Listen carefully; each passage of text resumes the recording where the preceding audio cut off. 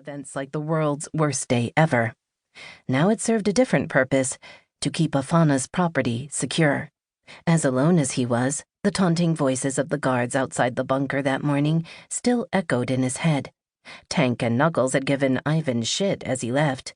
They told him they knew he wouldn't run away because he'd be too damned hungry before he got to the edge of the forest. Ivan had responded with brash bravado, claiming he would bring back enough meat to fill their bellies for a week. He was regretting his words now. I should have waited for that prick, Ryder, to show me how to catch an animal, Ivan thought. He cursed under his breath and pushed on. Some time later, he walked around a thick patch of undergrowth and saw the first animal of the day. A dozen yards away, a black bear sniffed at something on the ground. Despite Ivan's clumsy gait, the animal hadn't noticed him. He notched an arrow and let it fly. A feeling of triumph surged through him at the thought of returning to the bunker with his prize. He would show them all how badly they'd underestimated him. The arrow clattered harmlessly against a tree, 10 feet to the left of the creature. Fuck.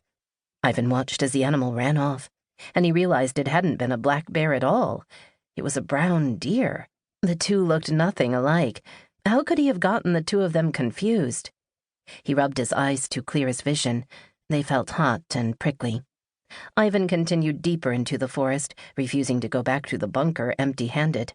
He'd never hear the end of it from the others. They already mocked him for working with the women in the kitchen. Ivan spat on the ground and rolled his eyes as he heard the voices of his tormentors running through his head.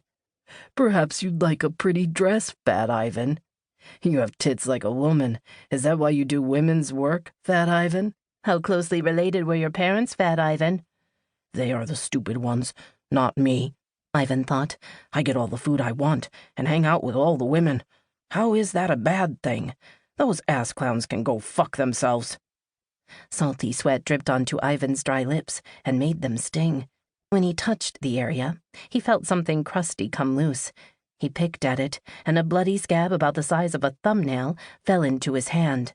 He trailed his finger across his lips and found more scabs. I knew I shouldn't have gone with Lisa. The guys in the bunker had told Ivan that Lisa was dirty, but he had taken that as a good thing. Clearly, by the state of his lips today, it hadn't been. Obviously, they hadn't just meant she was into some kinky shit. If I'd known I was going to get the clap, I'd have spent that food on someone else instead. Now I've got the gift that keeps on giving. Stupid, filthy bitch. Wait until I get back. I'll make her regret it. He took a swig of water and plowed ahead, grunting as he went. Ivan had spent most of his life inside the bunker, and he wasn't one of the healthiest inhabitants. His weight was making the walk difficult, and his legs trembled beneath him as he crashed through the undergrowth. The morning sun was gradually filtered out by the forest canopy as he went deeper. The brightness of the day was soon replaced by puddles of golden-green light on the forest floor, interspaced by the shadows of the trees. Out of breath and worn out from the unaccustomed exercise, Ivan slumped down with his back against a tree. With any luck, his next target would come to him. It was a long shot, but if he stayed still, then maybe he wouldn't scare the animals away.